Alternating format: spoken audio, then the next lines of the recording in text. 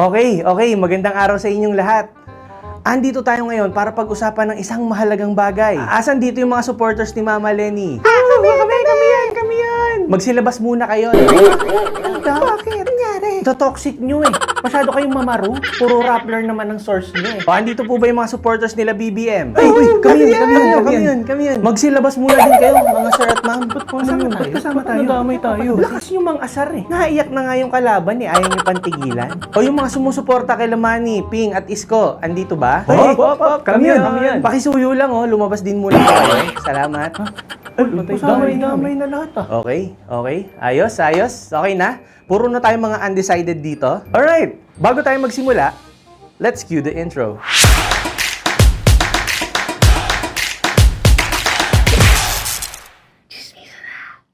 So, yun na nga mga Mars. I-update ko lang kayo, no? Dun sa huli kong video, tinalakay natin kung sino ba ang mga kandidato na pabor at magsusulong na palitan ng ating bulok na 1987 Constitution. Sa party list, may mga nagko-comment na ayaw nila kay Mocha dahil ayaw nila kay Banat Bay. Pero pag tinanong mo naman kung sinong party list ang kilala nilang sumusuporta sa pinaglalaban nating reforma, kadalasan nga hindi nila kilala kung sino ang first nominee ng party list na gusto nila eh. Or yung iba, iboboto daw nila dahil naabutan sila ng ayuda. Ano na?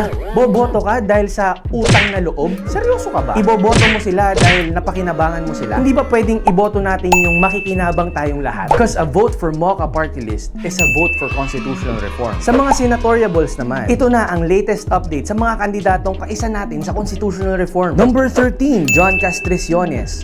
Number 20, Ding Diaz. Number 29, Larry Gadon. Number 33, Gringo Honasan. Number 36, Princess Nur Mahal Kiram. Number 43, Rodante Marcoleta. Number 48, Doktora Mingita Padilla. Number 49, Robin Padilla. Number 50, Sal Panalo Panelo. Number 51, Astra Pimentel. Number 52, Manny Piñol.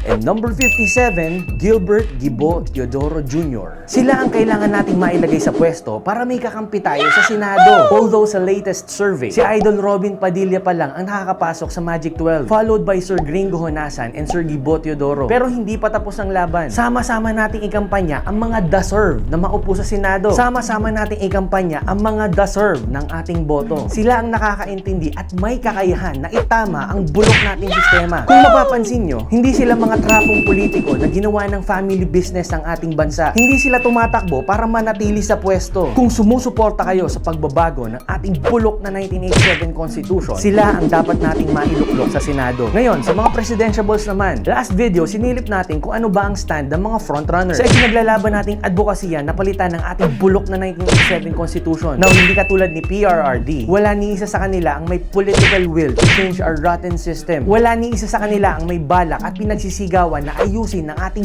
bulok na sistema. Well, aside from a candidate named Secretary Norberto Gonzales, siguro yung iba magtatanong, di ba ang baba niya sa rating? Pero okay siya sa constitutional reform.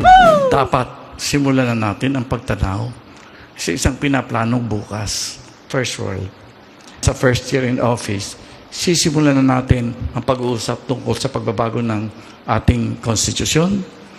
Titingnan natin kung kailangan tayong maging parliamentary system. Maring ang kakailangan natin, pati constitution natin, dapat tignan natin kung kailangan baguhin o hindi. As a general rule, I'm open to the coming of the foreign direct investment. But I'm happy to note that many of our people are beginning to accept charter change. Ang gusto niya ay magkaroon ng autonomous regions na kung saan isang prerequisite para sa federalismo. Meaning, once okay na ang lahat sa kani-kanilang rehiyon at kaya na nilang tumayo sa sarili nilang mga paa, tsaka pa lang tayo magiging full-fledged federated state. May mga nag-advocate ng federalism, pero sabi ko baka pwede ng autonomous regions na lang muna para makita natin kung talagang magiging viable yung ating mga regions. Kung gusto maging state in the future, we can always amend the constitution again. And then in the case of the Philippines, maybe we can just think of autonomy for all regions. Malaking parte sa kanyang plataforma ang pagpapalit ng ating political system mula sa bulok na presidential papuntang super effective na parliamentary. Baka kailangan baguhin na ang ating charter. Baka kailangan mag-parliamentary system tayo. Do we need a parliamentary system? I'm biased for parliamentary system. Ang tinitingnan ko kasi baka dapat siguro maging parliamentary system na tayo. Palagay ko, pati yung sistema ng pagpapatakbo ng gobyerno, dapat baguhin na rin. Parliamentary system po ba? Yan, tingnan natin mabuti. Pag parliamentary system, lumalabas ang kagalingan ng bawat namumuno. Actually, matagal na niyang sinusulong ang ganitong pagbabago. Even before, ay pinaglalaban na niya ito. Sinabi ni Gonzales na marami raw problema ang bansa dahil sa kasalukuyang sistema ng politika na siya rin daw dahilan ng katiwalian sa gobyerno. Ang sagot daw sa mga problemang ito ay charter change. The NSA chief adds, general elections could be held again in 2012 to elect members of parliament. They will then choose the prime minister. Pag hindi natin tinignan talaga yung pagbabago ng sistema, what I project is that, or predict is that after 2010 we will have more of the same.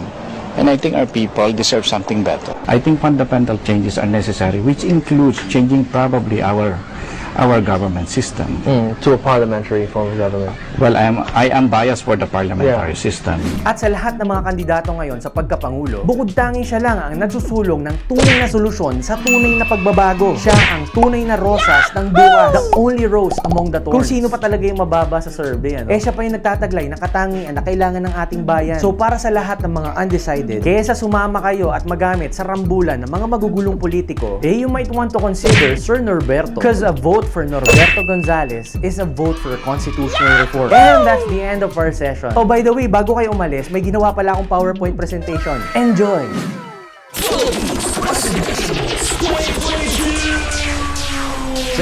Check it.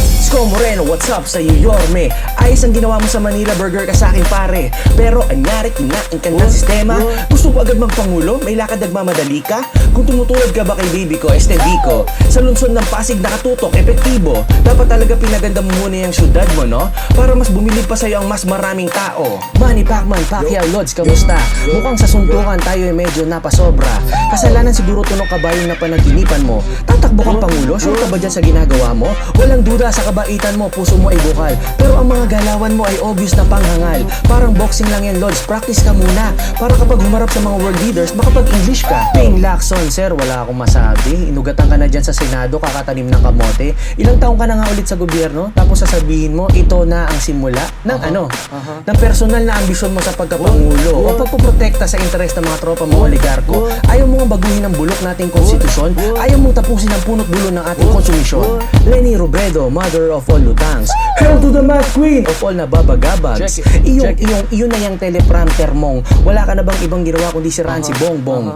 Yo, real talk lang, Mama Lenlen. Hindi mo ako madadaan sa papuso-puso mo't hadukin. Bakit di ba pinaltan ng pink ang kulay nyo? Dahil ba papuntang inidoro na naman kayo? Kulay ng bukas ay rosas, naku disgrasya. Di ba ang tunay na kulay ng rosas ay pula? Bongbong Marcos, the return of the comeback. Ang hindi mapabagsak ng paninira niyong back-to-back. Sige na, panalo ka na sa survey. Super majority na nga ng tao sa iyo ay habay na habay. Nasa panig mo na ang alpha ng Duterte si Sara. Tapos si Tony G at Andrew E nagsama pa. Isa na lang talaga ang kulang sa iyo, sir. Alam mo ba? Ang strong political will na baguhin ang sistema. Here comes the new challenger. Habang sila'y nagbabakbakan siya nangangampanya, walang sawang pinapaalam ang mabubuting plano niya. First world country ang pangarap sa ating bayan, palitan ng bulok na konstitusyon niya na kanyang pinaglalaban. Gawing parliamentary system, baguhin ang sistema para matanggal ang korupsyon, masupil ang mga buhaya.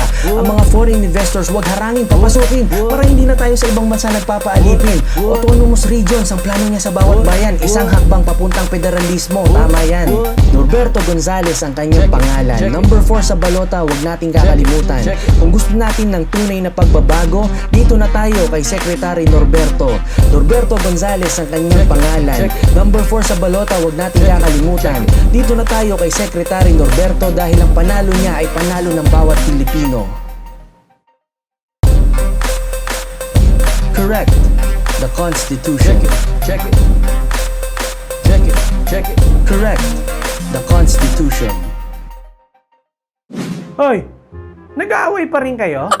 Ito kasi panay sigaw na magnanakaw, hindi naman kayang patunayan. Totoo naman napanood ko sa Rappler. Don't panic, it's organic, God first. Kung tayo ba, nagsusuntukan na lang? Ang gugulo talaga nito mga to.